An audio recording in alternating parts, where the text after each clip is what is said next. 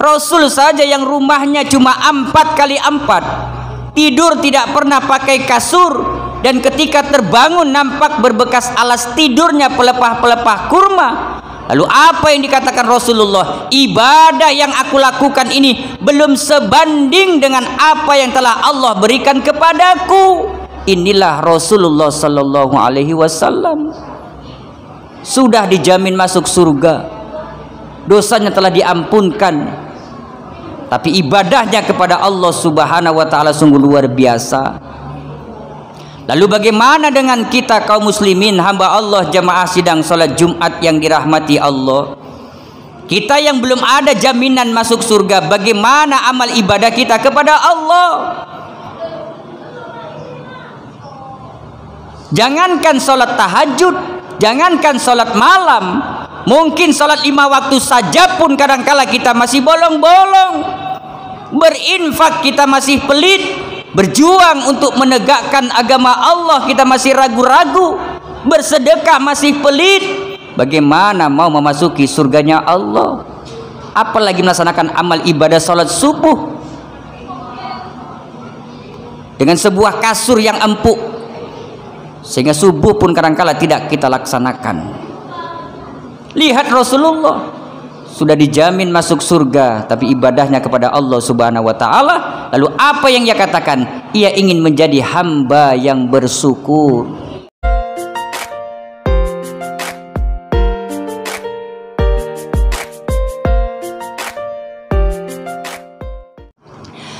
Kaum muslimin, hamba Allah, jamaah sidang salat Jumat yang dirahmati Allah. Judul khutbah kita hari ini adalah syukur nikmat, jangan kufur nikmat. Allah subhanahu wa ta'ala menciptakan ciptaannya, ada yang namanya hewan, ada ciptaannya yang namanya tumbuhan, dan ada ciptaannya yang namanya manusia. Kalau hewan itu Allah berikan nikmat menurut kadar ketentuannya. Seberapa besar hewan itu, segitulah Allah berikan nikmat. Kan belum pernah kita dengar yang namanya tikus sebesar gajah. Kenapa? Karena tikus telah ditentukan nikmatnya oleh Allah subhanahu wa ta'ala. Seberapa besar tikus itu, segitulah Allah berikan nikmat. Nah, ada juga ciptaan Allah yang namanya tumbuhan. Tumbuhan juga ciptaan Allah yang Allah juga berikan rezeki atau nikmat, tetapi menurut kadar ketentuannya juga. Seberapa besar tumbuhan itu, segitulah Allah berikan nikmat.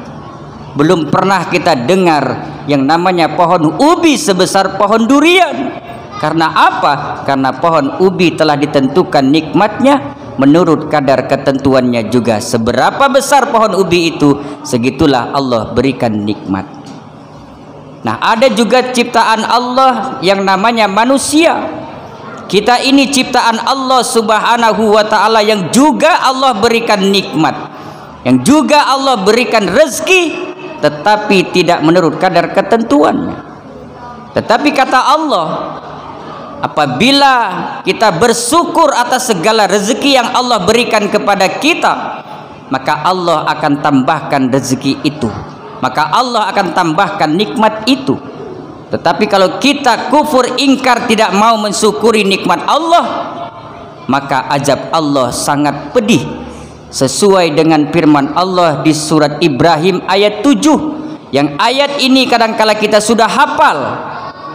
Ayat ini kita kadangkala sudah tahu, sering kita dengarnya, bahkan mungkin kita tahu artinya.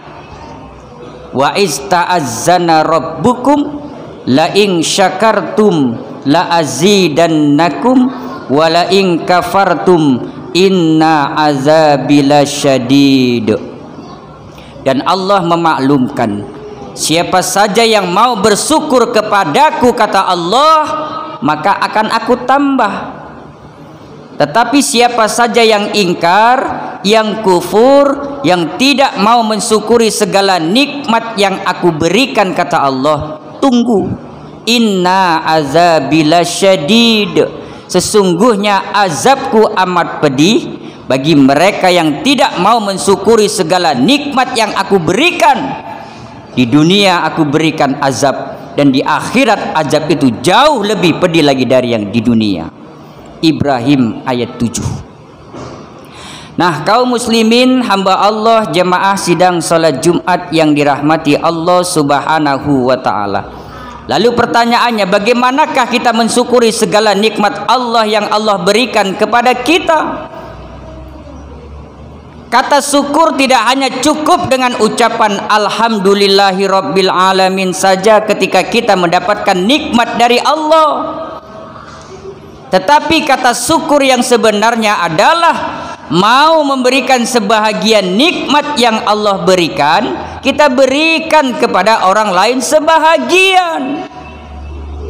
Wa mimma razaqnahum yunfikun. Dan berikanlah sebagian nikmat yang aku berikan, kata Allah, berikan kepada orang lain sebahagian. Kadangkala kita ciptakan diri kita ini menjadi orang-orang yang pelit, tidak mau mensyukuri segala nikmat yang Allah berikan kepada kita.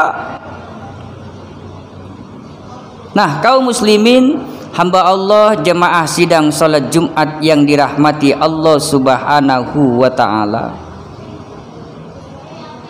Coba kita tanyakan pada diri kita masing-masing, sudahkah kita mensyukuri segala nikmat Allah yang Allah berikan kepada kita?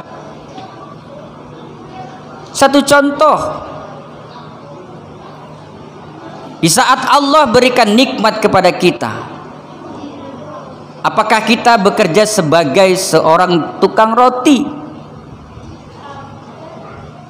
Kita bekerja sebagai seorang tukang roti, satu hari itu Allah berikan nikmat rezeki sebesar 20.000 saja lah, satu contoh kecil.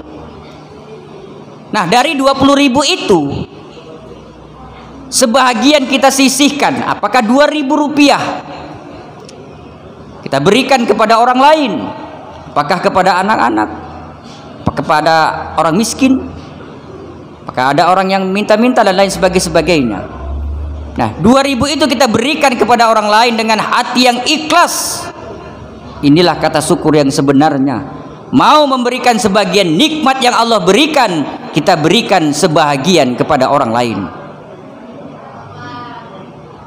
Nah, kaum muslimin, hamba Allah, jemaah sidang salat Jumat yang dirahmati Allah, ternyata dalam benak hati kita sering menjadikan diri kita ini orang-orang yang kikir, yang pelit.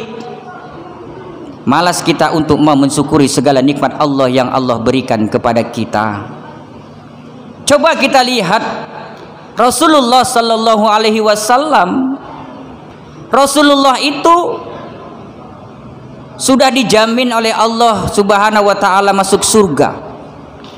Dosanya pun yang lalu dan yang akan datang telah diampunkan oleh Allah Subhanahu wa taala. Salat malamnya tidak pernah ketinggalan, selalu aktif. Ditanya oleh sang istri, "Ya Rasul, bukankah Allah telah janjikan kepadamu surga? Dosamu telah diampunkan oleh Allah Subhanahu wa taala yang lalu dan yang akan datang. Salat malammu sungguh luar biasa.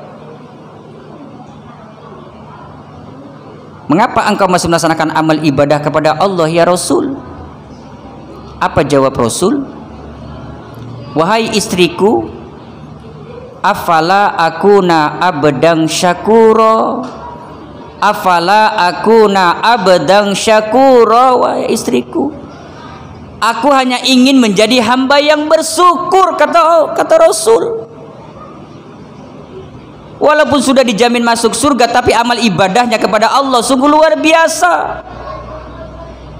Rasul saja yang rumahnya cuma 4x4, tidur tidak pernah pakai kasur, dan ketika terbangun nampak berbekas alas tidurnya pelepah-pelepah kurma. Lalu apa yang dikatakan Rasulullah? Ibadah yang aku lakukan ini belum sebanding dengan apa yang telah Allah berikan kepadaku. Inilah Rasulullah sallallahu alaihi wasallam. Sudah dijamin masuk surga, dosanya telah diampunkan, tapi ibadahnya kepada Allah Subhanahu wa taala sungguh luar biasa. Lalu bagaimana dengan kita kaum muslimin, hamba Allah, jamaah sidang salat Jumat yang dirahmati Allah? Kita yang belum ada jaminan masuk surga, bagaimana amal ibadah kita kepada Allah? Jangankan salat tahajud, jangankan salat malam, mungkin salat 5 waktu saja pun kadangkala kita masih bolong-bolong. Berinfak kita masih pelit. Berjuang untuk menegakkan agama Allah kita masih ragu-ragu. Bersedekah masih pelit. Bagaimana mau memasuki surganya Allah? Apalagi melaksanakan amal ibadah salat subuh dengan sebuah kasur yang empuk, sehingga subuh pun kadangkala tidak kita laksanakan.